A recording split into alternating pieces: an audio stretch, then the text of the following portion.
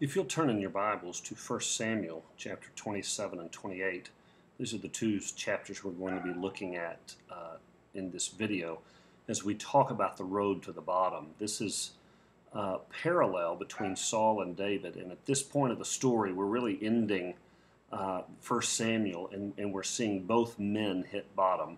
Both of them hit bottom in a different way, and both responded once they got to the bottom in a different way, and we'll talk about that in the next video.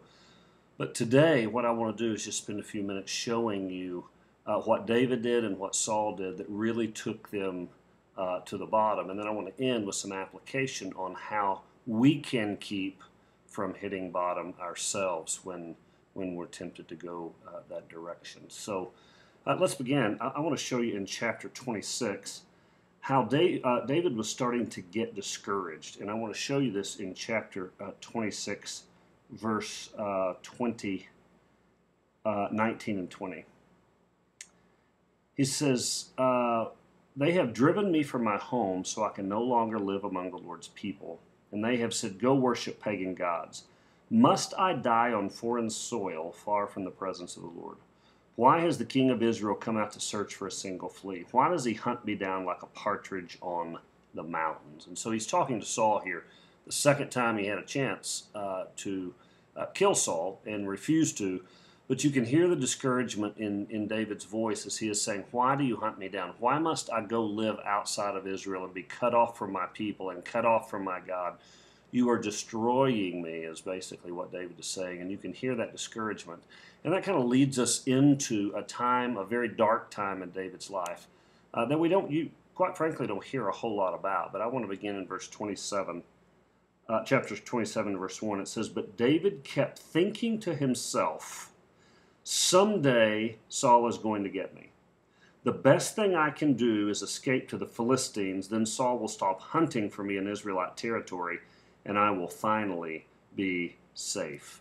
I want you to hear a couple of words here that are pretty important. One is, it says, David kept thinking to himself. David, for the first time, got filled with fear. Now, if you'll remember in these past videos, as we've talked about David and Goliath, we've talked about David running from Saul, and when David was in the castle of Saul, one thing that you saw in David over and over again is he never looked at the problem, he always looked to God. And he would lift up his eyes to God, and you can read in the Psalms, he's trusting in his Lord. But suddenly his eyes turn from God to Saul, and suddenly he is overwhelmed with fear. He loses his hope. He gets full of despair. He's very discouraged.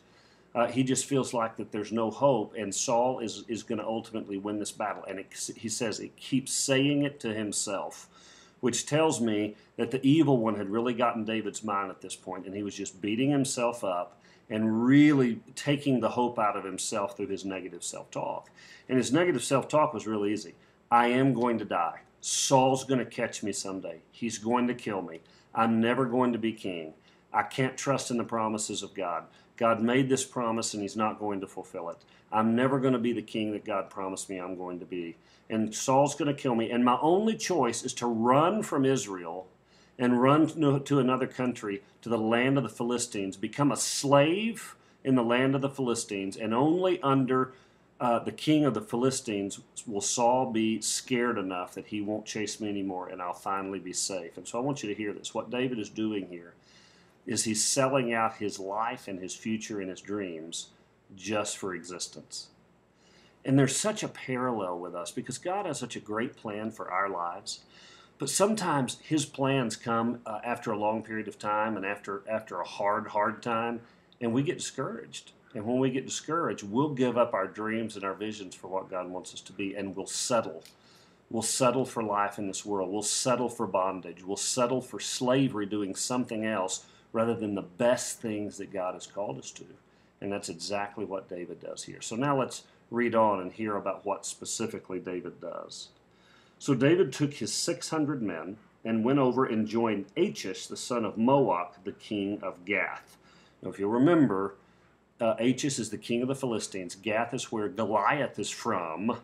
And David is basically going back to the Philistine territory and sell him and his 600 men out as slaves to King Achish. So David and his men and their families settled there with Achish at Gath. David brought his 2 wives along with him, Ahinoam from Jezreel, and Abigail, Nabal's widow, from Carmel.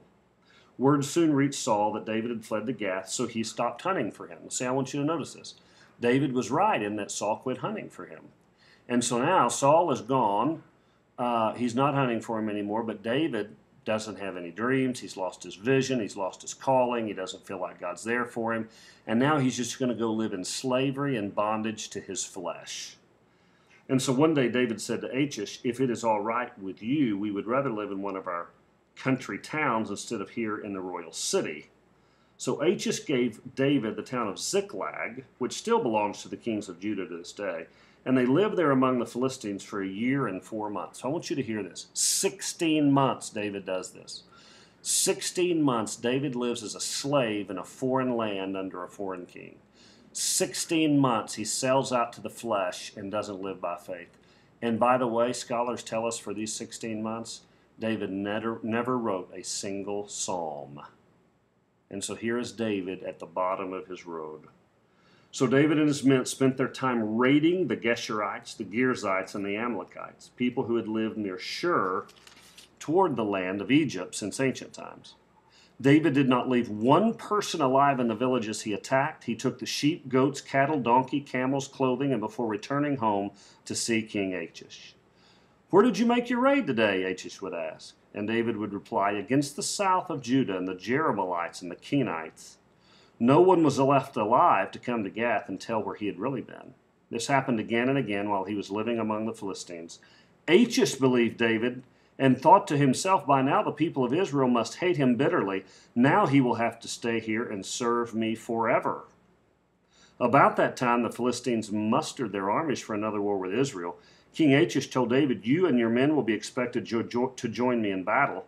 Very well, David agreed. Now you will see for yourself what we can do. Then Achish told David, I will make you my personal bodyguard for life. Now this is just an amazing, amazing story and turn of events in the life of David and in the life of Saul. David sells himself out to the biggest enemy of Israel, the Philistines. He tells the king, I want to go live in a border town with me and my 600 men, and so Achish gives him his own border town. And then David goes out, and remember I said that David spent 16 months and he's given up basically his calling for God and he's living in his flesh. Think about what David's flesh is.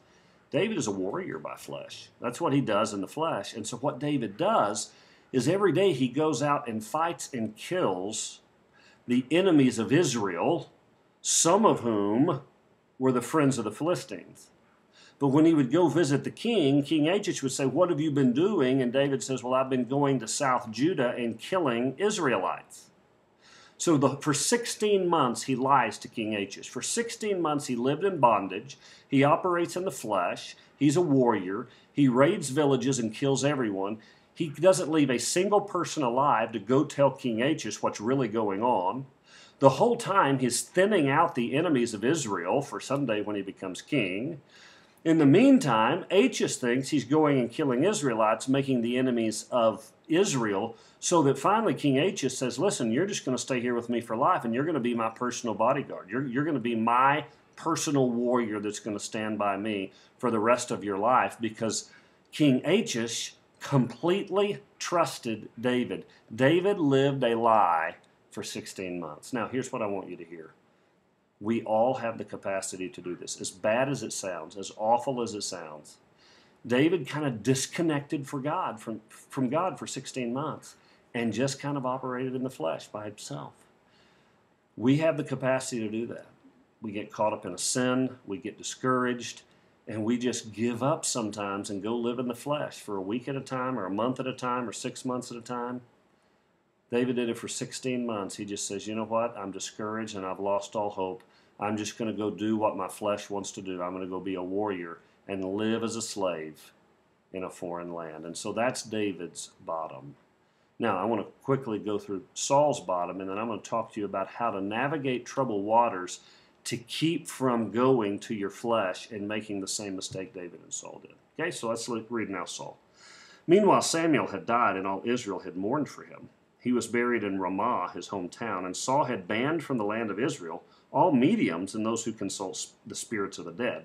And the reason he had done that when he first became king and was really a man of God, in the law, God had made it very clear, I don't want anyone to consult mediums or spiritists or anyone of the dead or demons.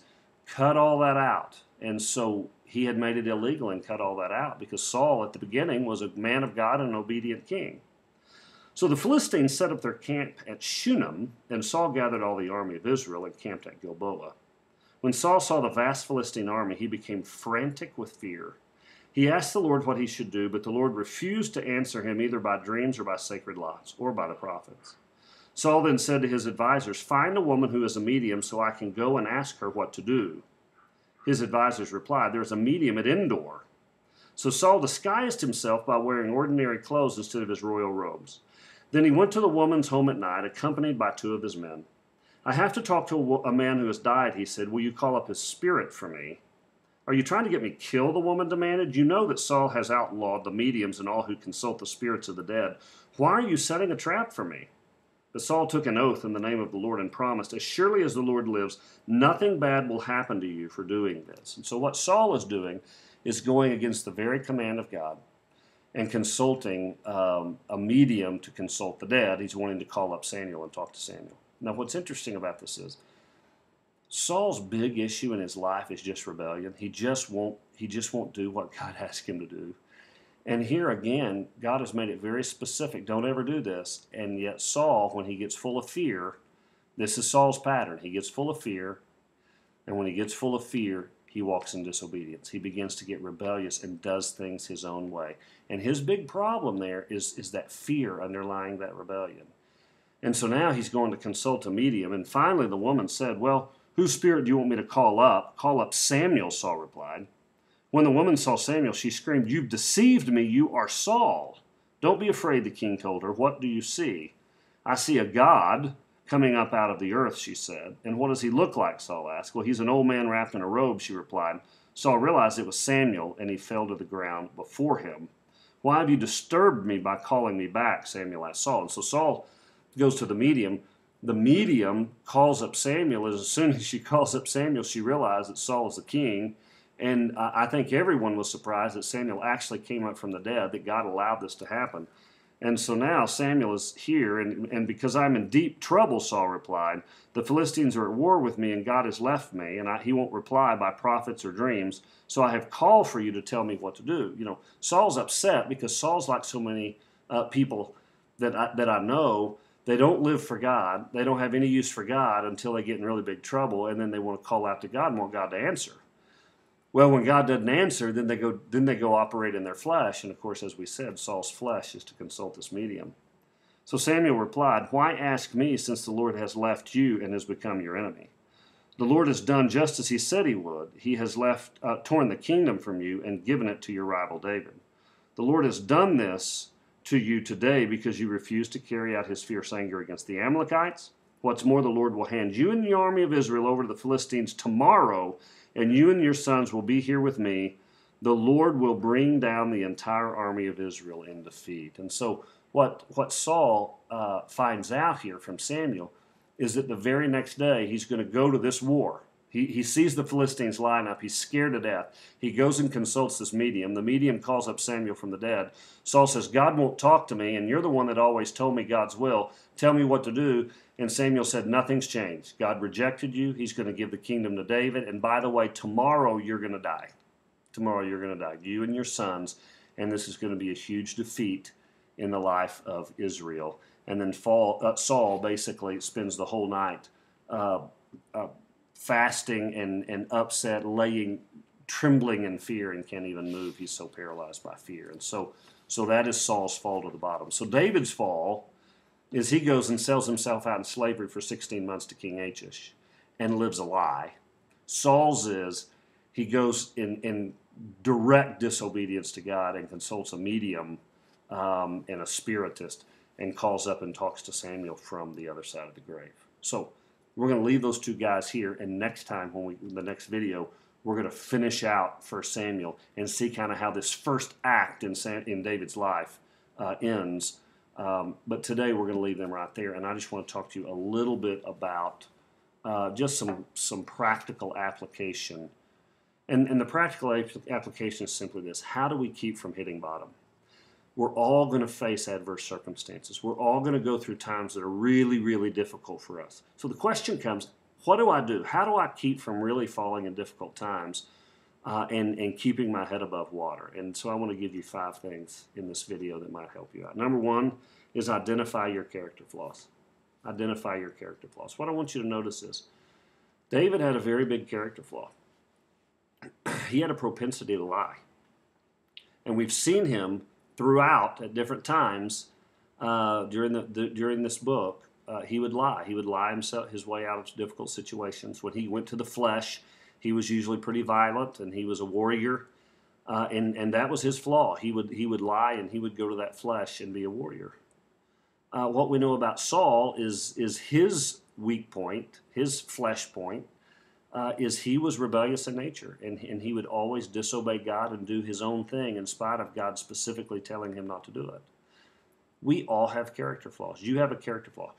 When times get tough and you get stressed out, you have a coping mechanism. And you go to that coping mechanism, and it is your flesh, and it is in your flesh, and if you let it, you will walk away from your relationship with God, your intimacy with God, for a season, and you'll live in that flesh. You'll use that coping mechanism. It can be sex, it can be pornography, it can be alcohol, it can be drugs, it can be money, it can be possessions, it could be a sport, it could be video games, it could be TV, it could be spending money, it could be any sorts of things that you check out and do, but we all have weak spots. We all have our checkout points and the ways that we self-medicate. Here's the thing. If you're going to make it through tough times, you have to know what that is. You have to know what you self-medicate with, because you're going to be tempted to do it, and you need to recognize it. You need to recognize that the stress level is high enough and you're discouraged enough that you're about to go there. Because if you don't recognize it, you're going to end up there. If you recognize it, you can stop. And so the first thing you have to do is identify that character flaw. Identify what you do to check out. Now, number 2 is this. Address the lies of the evil one. Address the lies of the evil one. Notice David fell because the evil one ended up getting in his head and telling him a bunch of lies. What was it? Saul's going to catch me. Saul's going to kill me. I'm not going to be the king of Israel. God's not going to come through. He started listening to the lies of the enemy. And what did it say? He continued to say to himself. He kept hearing that voice. He kept believing that. And because he believed the lie of the enemy, he got discouraged enough then that he acted out in the flesh. And so you got to know what your flesh is and what your propensity to sin is. But then before that, before it ever gets to the flesh, you got to identify the lies of the enemy. You've got to see what the lies are that get you discouraged. I'm not good enough. I'm never going to make it. I'm never going to survive this. This isn't my fault. You know, whatever the lies of the enemy are that he keeps telling you to get you discouraged in your circumstance, so that you go to the flesh. You've got to identify the lies. Okay, so you've got to identify the fleshly coping mechanism, how you self-medicate, and then you've got to identify the lies of the evil one. You've got to stop them, and what do? You replace them with truth, right? You replace them with truth. You take those lies and you say, I'm not going to believe that lie.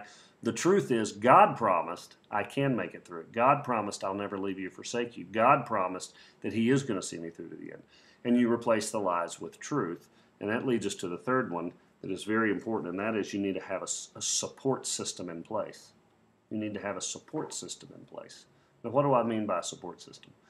Remember, we got to identify the lies of the evil one, and part of the way we identify the lies of the evil one is through having brothers, or if you're a woman, sisters in place that can help walk us through. We need community. We were created by God to walk our lives out in community. And Satan can really do a number on us and win if he can isolate us. So in our flesh, when we get discouraged and we get depressed, we want to run. We can't run. God says, I've given you people in your life. I've given you the body of Christ. I've given you other believers. And what they're going to do is they're going to help you identify the lies of the enemy. They're going to help you identify your blind spots, those coping mechanisms. They're going to hold you accountable for not going there. They're going to walk you through the tough time so you don't hit bottom, so you don't go into slavery for 16 months to the foreign god. so that you stay focused, so you stay in your faith, so you walk it out in faith and you walk it out in victory instead of listening to the lies and falling and going into those coping mechanisms. How do you do that? You do it through, of course, quiet time, of course, time in the Word, but you really, really, really, really need those Christian friends that will help walk you through that. And that leads us to number 4, and that is perseverance. You have to learn perseverance. David and Saul both lost it right here on this perseverance. They started listening to those lies, and they got so depressed, and they got so down on themselves that they lost their perseverance. And so they both sold out in their each unique individual ways and ended up hitting bottom. And like I said, next week I'll show you how they got out, and it's the real difference between David and Saul. But you have to learn perseverance. And it's interesting to me that when you look at the metaphors and you look at the word pictures and you look at the definitions and you look at the sources of encouragement in the New Testament about the Christian life, over and over again the Christian writers say, persevere, run the race, finish the race, don't grow weary, don't give up. Those are all perseverance words, because reality is life gets tough sometimes, doesn't it? And when life gets tough, we want to quit. We want to stop. And God says you can't stop. You can't stop this race. You got to run. You got to run to the end. Stay with your brothers and sisters. Stay accountable. Don't listen to the lies of the enemy. Claim my promises. Walk it out. Walk it out. Don't give up. Be tough. Persevere. Don't let yourself give up. Don't do it. Stay in there. Don't go to the flesh. And God says, I'll protect you and I'll be with you to the very end. That's how you keep from really hitting bottom. And then finally, I would say this: keep a soft heart. Keep a soft heart. Keep a soft heart toward God. Keep a soft heart toward other people. Keep a soft heart toward yourself. Give yourself a break. That's really the difference between David and Saul, because as we see next week, David is going to be restored and become king. Saul, on the other hand, is going to die. And the difference is in their heart. David kept his soft heart. 16 months he walked in the flesh. But he kept a soft heart, and he never walked away completely from the Lord. Saul, on the other hand, gave up on God, walked in rebellion, and absolutely refused. And that's the difference between Saul going to the grave and David becoming a great, one of the greatest leaders, in fact, of the people of God in history. So just remember those 5 things. Life is going to get tough, right? There's going to come a time it's going to be tough. Here's what I need you to do. Remember the story of David. Remember the story of Saul. Remember that people hit bottom. How do we keep from doing it? Okay? Review these 5. Go back and listen to this video again, because these 5 are very, very, very important, vital things. Okay? You got to know your weak spot. You got to know where you self-medicate, right? Number 2, you have to not listen to the lies of the enemy. You have to listen to truth. Number 3, you got to have people walk with you as you walk through tough times. Number 4, you have to persevere, persevere, and persevere. And then finally, number 5, keep a soft heart. You do those 5, and what you'll find is you're going to go through tough times, but in those tough times, you'll win the victory. You won't end up in bondage or in slavery to your fear or to your flesh.